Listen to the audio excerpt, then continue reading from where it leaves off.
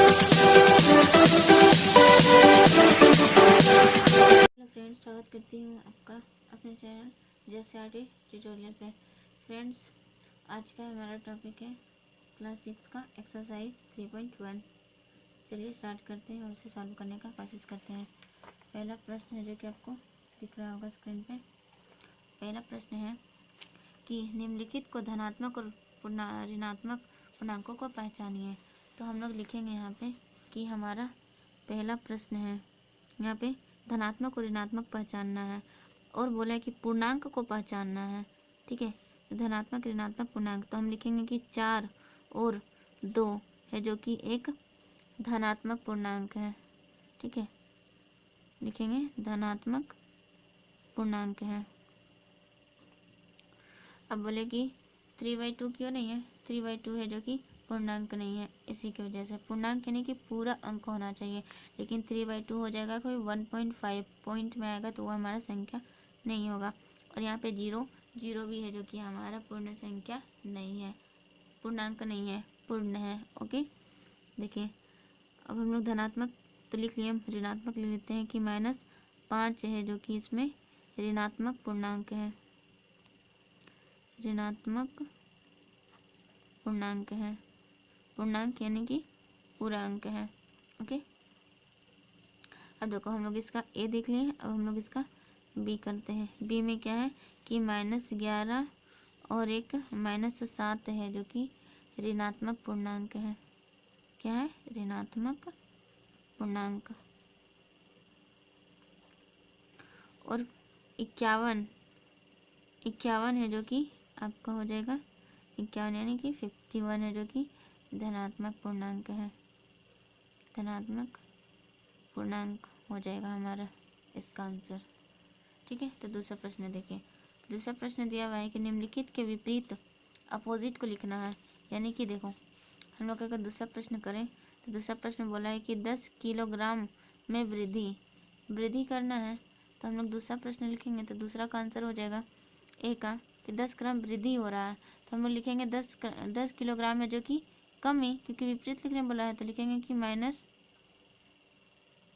नहीं, सिर्फ लिखेंगे कि 10 किलोग्राम यानी कि केजी, भार में कमी, भार में कमी, क्योंकि विपरीत लिखने बोला है। बी में देखेंगे तो बी में दिया हुआ है कि पश्चिम की ओर जाना, पश्चिम है, पश्चिम का विपरीत क्या हो जाएगा? यानी कि पूर्व की ओर जाना, पूर्व की ओर जाना। जैसे कि देखो हम लोग यहाँ पे इस तरीके से डायग्राम बनाते हैं, ये है जो कि पूर्व है। ठीक है, ये हो जाएगा पश्चिम, ऊपर है जो कि उत्तर हो जाएगा, नीचे दक्षिण। देखो पश्चिम है और पश्चिम का विपरीत क्या हो गया? पूर्व हो गया, तो इसलिए हम लोगों ने पूर्व लिखा। अब देखो इसका सी में दिया हुआ है कि -8 को हम लोगों को विपरीत में लिखना है, तो -8 का विपरीत हो जाएगा, सॉरी -80 का विपरीत हो जाएगा +80। डी नंबर क्वेश्चन में दिया है कि समुद्र तल से 100 मीटर है जो कि ऊंचा है, समुद्र है जो कि तल से 100 मीटर ऊंचा है।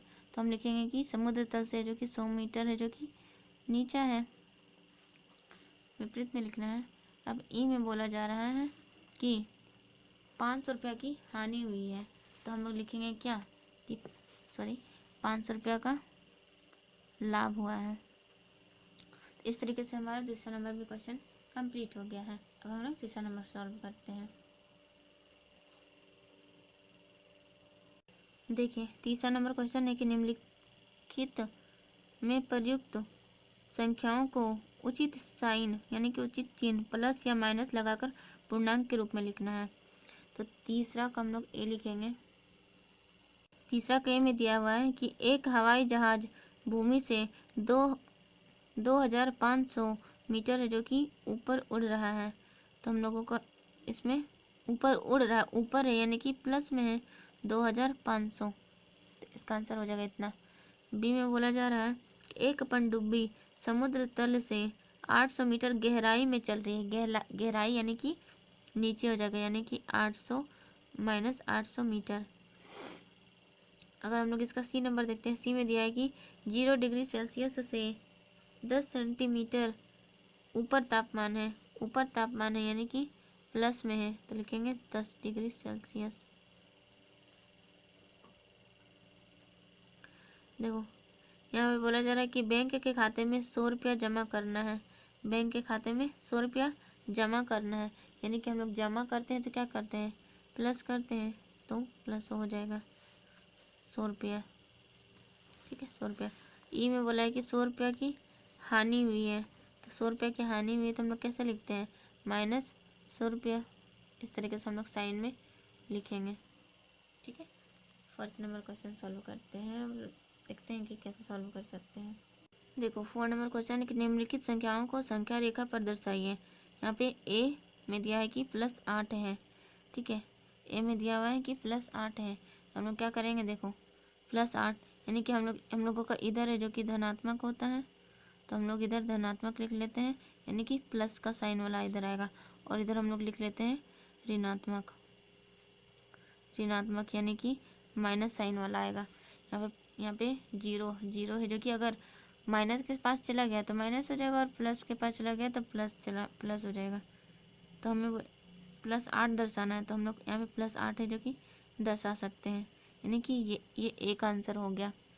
बी में दर्शाना है -6, तो बी में -6 यहाँ पे हो गया, ये हम लोगों का बी का आंसर हो गया।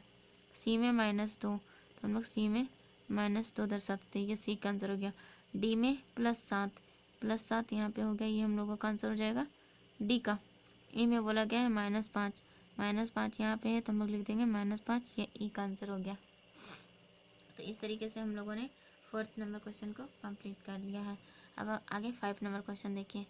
5 नंबर क्वेश्चन दिया हुआ है कि नीचे दिए हुए पूर्णांकों के बीच के सभी पूर्णांकों को बढ़ते हुए क्रम में लिखना है। ठीक है, देखिए 5 नंबर क्वेश्चन में दिया हुआ है क्या, कि बढ़ते हुए क्रम में लिखना है, 0 और -7 के बीच में बढ़ते हुए, यानी कि बढ़ेंगे, तो यहाँ पे क्या हो जाएगा, देखो 0 और -7 के बीच में हमें लिखना है ना, 0 और -7 के बीच में, तो हम लोग लिख सकते हैं कि -6, -5, -4, -3, -2 और -1, फिर तो 0 आ जाएगा, इन दोनों के बीच में, जो कि ये हम लोग का आंसर हो जाएगा। ये हमारा ए नंबर का आंसर है।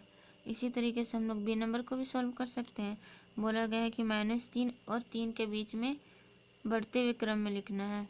ठीक है, तो -3 के बाद -3 और 3 के बीच में, तो -3 के बाद क्या हो जाएगा, -2, -1, 0, 1, 2, यानी कि ये हम लोग का हो जाएगा, जो कि ये इसका आंसर ये हो गया। सी नंबर में बोला गया है कि -5 और 0 के बीच में लिखना है, -5 और 0 के बीच में, -5 से आगे जाएंगे तो -4, -3, -2, -1। ठीक है, अब देखो, अब हम लोग इसका डी सॉल्व करेंगे, तो -8 और -15 के बीच में बोला गया है, तो -8 के हम लोगों को बढ़ते हुए क्रम में लिखना है, यानी कि हम लोग लिखेंगे, देखो हम लोग यहाँ पे लिखेंगे कि -14, -13, फिर -12, -11, -10, -9, -8, इस तरीके से ये हम लोग का आंसर हो जाएगा। ओके, 5 नंबर क्वेश्चन कंप्लीट हो गया है। देखिए 6 नंबर क्वेश्चन में कि निम्नलिखित प्रत्येक युग्मों में से कौन सी संख्या है जो कि संख्या रेखा के दाईं ओर है और बाईं ओर है, यानी इधर हम लोगों का हो जाएगा दायां ओर, ठीक है, दाईं ओर, और इधर हो जाएगा बाईं ओर। देखो ये शून्य है, शून्य से हम लोग पहचानेंगे, शून्य से इधर है जो कि दाईं ओर, और इधर है जो कि बाईं ओर हो जाएगा। तो अब से पूछा गया है कि कौन सा है जो कि दाईं ओर है, जो कौन सा है बाईं ओर है। देखो यहाँ पे बोला जा रहा है कि 2, 8, 2 है जो कि आपका 2 और 8 है, जो कि 2 और 8 में से कौन सा संख्या रेखा है, संख्या रेखा के दाईं ओर स्थित है, 2 और 8 में से, यानी कि यहाँ पे 2 है, ठीक है, देख लीजिए यहाँ पे 2 है और यहाँ पे 8 है, तो दोनों में से दाईं ओर कौन है, 8 है, तो हम लिखेंगे कि हमारा ए का आंसर है जो कि 8। ठीक है, अब बी का आंसर देखिए, बी का बोला है कि -3 और -8 में से, -3 यहाँ पे है और -8 यहाँ पे है। अब इन दोनों में से दायां कौन है, तो यहाँ अगर हम इसके हिसाब से देखो तो दायां ये है और बायां ये है, यानी कि दायां हो जाएगा यहाँ पे -3। इसी तरीके से हम लोग सी का देखेंगे। सी में बोला गया है 0 और -1, 0 और -1, इन दोनों में से दायां कौन है, तो ये है 0 है, यानी कि 0 हो जाएगा इसका आंसर। डी में देखेंगे 0 और -5, तो 0 यहाँ पे है और -5 यहाँ पे, इन दोनों में से दायां कौन है, तो दायां 0 हो जाएगा, तो 0 हो जाएगा आंसर। ई में -6 और 6, यहाँ पे -6 और यहाँ पे 6 है, तो दायां कौन होगा, 6 हो जाएगा, 6 आंसर हो जाएगा। एफ में देखेंगे कि -15 और 12, देखें -15 यहाँ पे इस छोर पर -15 है और 12 है जो कि इस छोर पर है, तो दायां कौन हो गया, ये तो दायां की तरफ है 12, तो हमारा आंसर हो जाएगा दायां और स्थित हम लोगों का 12 आंसर हो जाएगा, यानी कि इस तरीके से आप लोगों का स्थित हो जाएगा। ओके, देखिए 7 नंबर क्वेश्चन है कि कौन सा कथन सत्य है वो बताना है। देखो पहला में दिया हुआ है कि सबसे छोटी ऋणात्मक पूर्णांक 0 है, तो हम लोगों ने देखा था कि सबसे छोटी पूर्णांक है जो कि 1 होता है, ना कि 0, तो इसलिए हमारे ये कथन हो जाएगा जो कि असत्य हो जाएगा।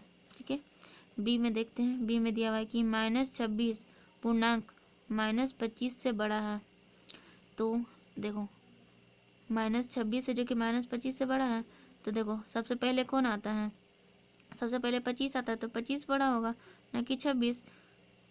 देखो इस तरीके से संख्या रेखा है ना, संख्या रेखा है, संख्या रेखा पर यहाँ पे 0 है, माना कि यहाँ पे सबसे पहले 25 आएगा -25, तो -25 बड़ा होगा ना, इसलिए हम लोगों का ये कथन भी है जो कि असत्य है।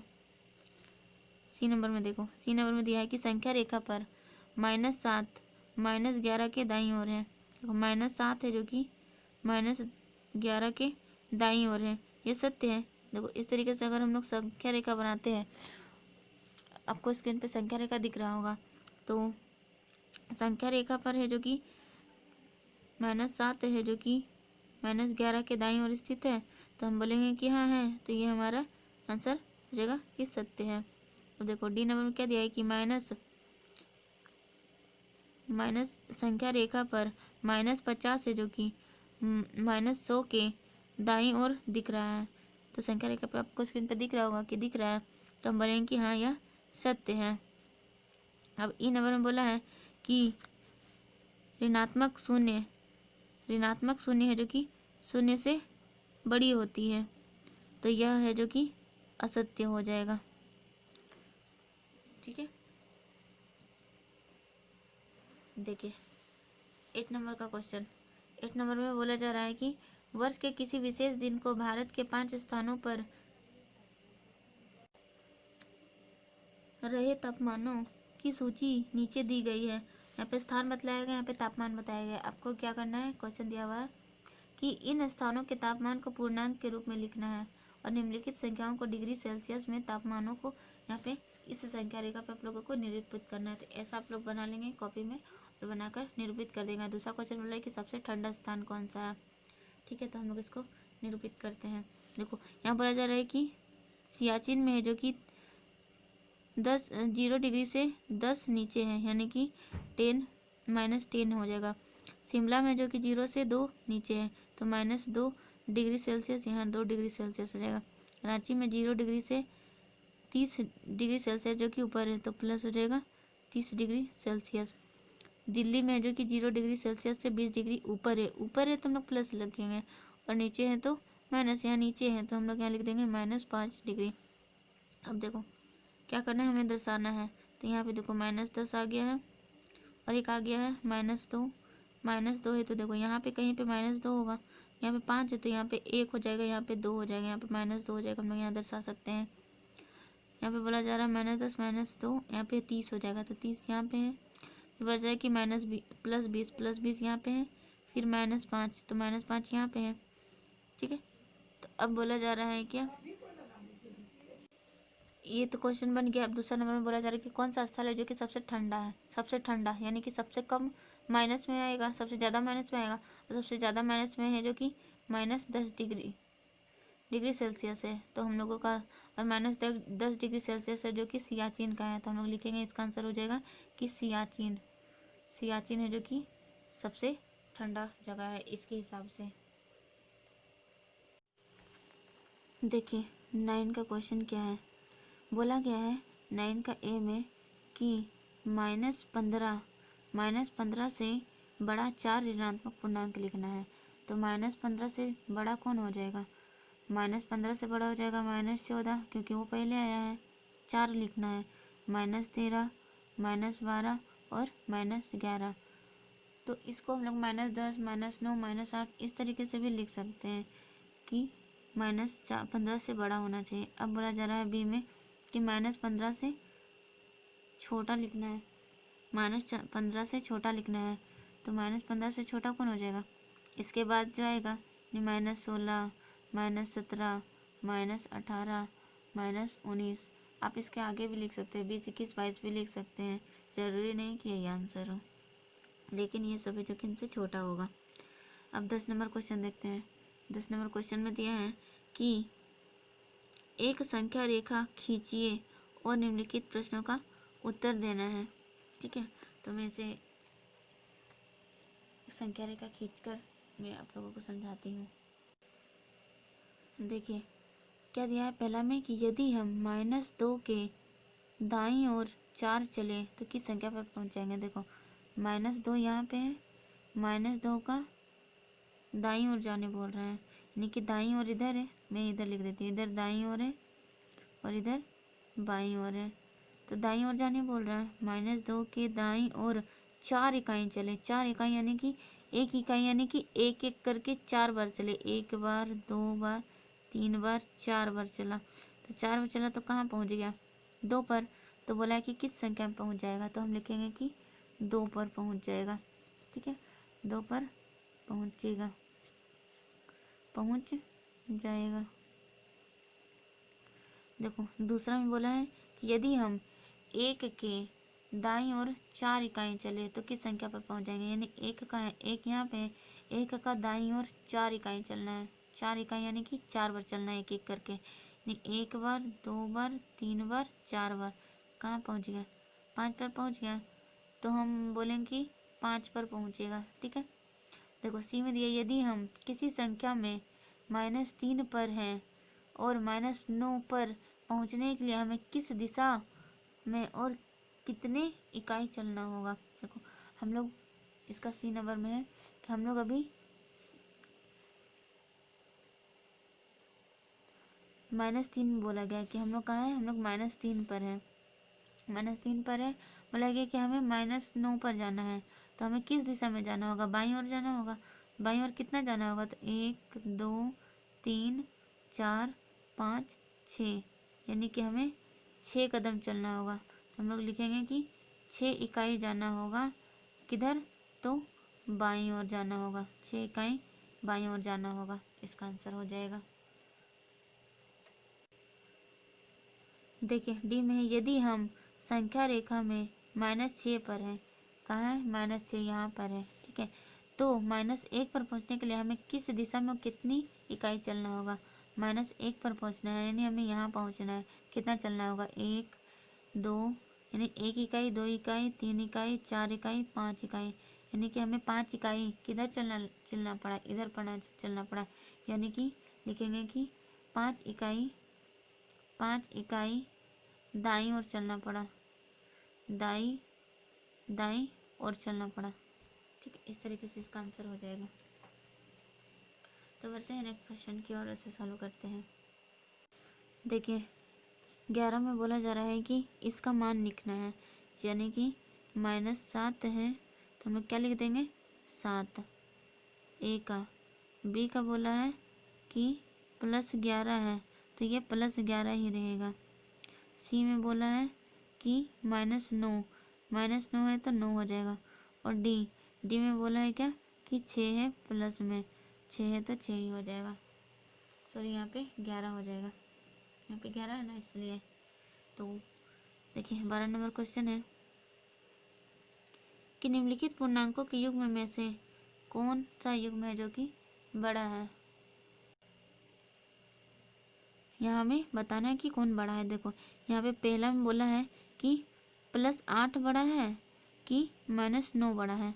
तो हम लोग जानते हैं कि संख्या रेखा पर है जो कि मतलब कि प्लस का मान है जो कि माइनस से बड़ा होता है, तो इसलिए इसका संख्या हो जाएगा 8।